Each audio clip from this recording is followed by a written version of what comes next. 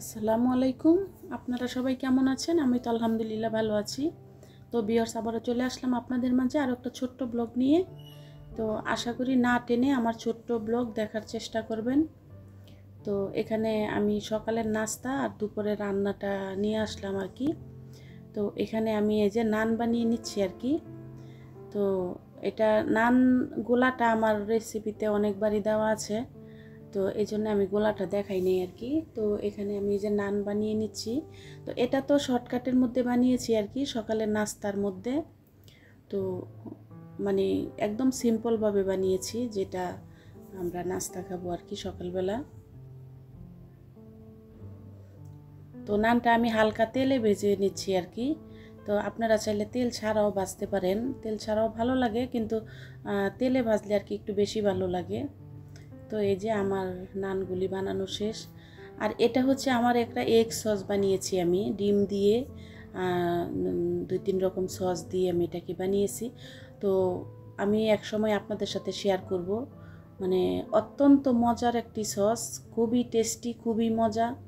অনেক সময় দেখা গেছে আমরা সকালবেলা কি দিয়ে নাস্তা খাবো, বাচ্চাদেরকে কি দিয়ে দিব, দেখা গেছে অনেক সময় আমরা মানে করতে পারি না, চিন্তা করতে পারি না, তখন এই জিনিসটা শর্টের মধ্যে বানিয়ে নেওয়া যায় আর কি। তো আমি এই যে এগ সস বানিয়ে নিয়েছি, আর এদিক দিয়ে সালাদ বানিয়েছি আর কি। তো সালাদ দিয়ে আর এই যে সস দিয়ে আমরা নান রুটিটা খেয়ে নিব। তো সবসময় যে মাংস লাগবে তা না, মাংস ছাড়াও অনেক টেস্টি জিনিস আছে, খাওয়া যায়। তো এখানে মেয়োনিজ দিলে আরও মজা হইতো আর কি, আমার কাছে মেয়োনিজটা ছিল না। তো আর সসটা বানিয়েছিলাম, এত মজার, এত মানে বলার বাহিরে। আমি আপনাদের সাথে একসময় শেয়ার করে দিব।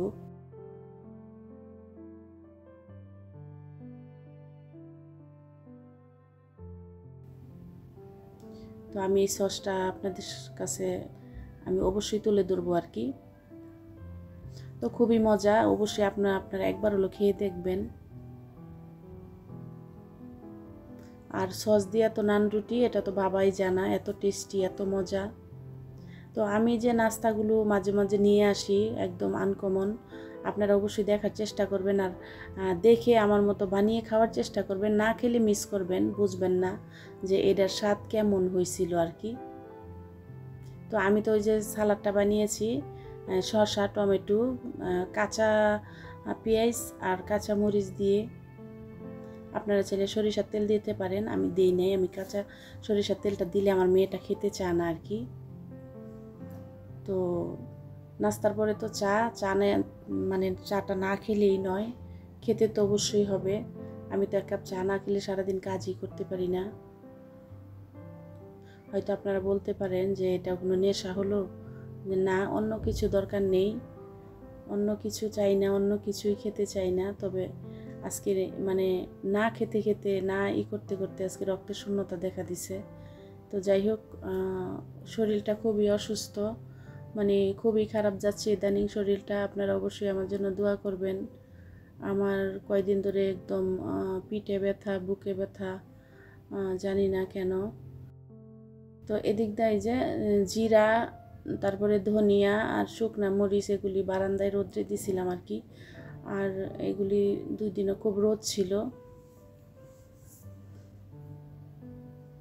তো এগুলো আমি ধুয়ে পরিষ্কার করে একদম শুকায় নিছি, আমার একদম শুকানোটা কমপ্লিট হয়ে গেছে। এখন আমি এটা মেশিনে নিতে হবে আর কি, মেশিনে নিয়ে ভাঙায় আনতে হবে। তো চলে আসলাম কিচেনে। আমি এখানে মুরগি কষা করে নিব টমেটো দিয়ে। তো পেস্টটা একটু বেশি হয়ে গেছে, আমি আগেই বসিয়েছিলাম আর কি, এই জন্য একটু পানি দিয়ে দিছি, পেস্টটা বেশি করা হয়ে গেছে। তো এদিকটা আদা রসুন বাটা, জিরা বাটা, ধনে বাটা, হলুদ গুঁড়া, মরিচ গুঁড়া, গোটা মশলা সব কিছু দিয়ে দিলাম।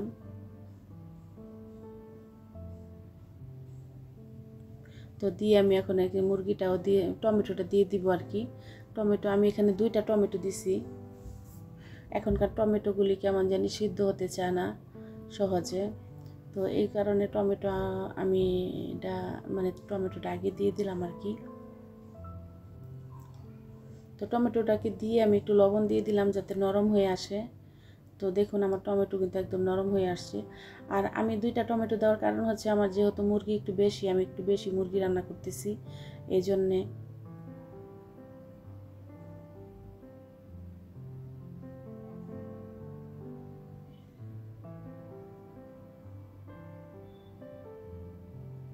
তো এখন আমি মুরগিটাকে ভালো করে, এই যে মুরগি থেকে যে পানি আসছে উঠছে, এই পানি দিয়েই আমার রান্না হয়ে যাবে।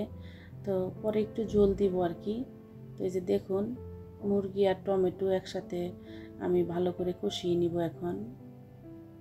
তো মুরগিতে যে পানিটা উঠছে এই পানিতে আমার মাংস কষানো হয়ে যাবে। আর পেস্ট করা একটু দিয়ে দিলাম আর কি, গরম মশলা, একটু জায়ফল, একটু জত্রিক আর একটু গরম মশলা মিলিয়ে আমি পাটায় পেস্ট করে দিয়েছি। গুঁড়া মশলাটা আমার শেষ হয়ে গেছে। আর বেশিরভাগ আমি গরম মশলাটা বেশিরভাগই আমি পাটাতে পিষে খাই আর কি, এটা আমার ভালো লাগে। আর দিয়ে দিলাম গোটা মানে কাঁচামরিচ। তো আমার তরকারিটা অলরেডি হয়ে গেছে, আর একটু 5 মিনিটের মতো রেখে দিব। তো এই যে আমার তরকারিটা হয়ে গেছে, মুরগি কষা, আর এদিক দিয়ে ছিল 5 মিশালি সবজি আর সাজনা পাতার বড়া। তো বিশেষ একটা কথা, এটা হচ্ছে সাজনা পাতার বড়া। আপনারা খান কিনা জানি না, আমাদের পাশের বাড়ির ছাদে অনেক সাজনা পাতার গাছ আর কি, উইঠা ছাদে থেকে পারা যা। তো আমার ওখান থেকে আমি নিয়ে আসছিলাম আর কি, আমার বোন নিয়ে আসছিল যায়। তো এখানে এই যে সাজনা পাতার বড়া, আপনারা খান কিনা জানি না, তো আমরা তো খেয়ে থাকি। এটা কিন্তু খুবই ভালো জিনিস, শরীরের জন্য খুবই উপকার, তো শরীরের জন্য খুবই ভালো। তো সাজনা পাতা আমি বড়া বানিয়েছিলাম আর কি, চাউলের গুঁড়ি দিয়ে মশলা টশলা দিয়ে। তো এই তো আমার ভিডিওটা যদি কোথাও কোনো অংশ আপনাদের ভালো লাগে থাকে তো প্লিজ একটা লাইক দিয়ে দিবেন, আর আমার চ্যানেলটাকে সাবস্ক্রাইব করে আমার পাশে থেকে যাবেন। তো আমাদের জন্য একটু দোয়া করবেন। আমার শরীরটা খুব একটা ভালো যাচ্ছে না, জানি না কেন বারবার অসুখ দেখা দিচ্ছে, আগে এরকম ছিল না। আমার হাজব্যান্ড মারা যাওয়ার পর থেকে আমার শরীরটা বেশি ভালো যাচ্ছে না আর কি। তো আপনারা দোয়া করবেন, ভালো থাকবেন সবাই। খোদা হাফেজ।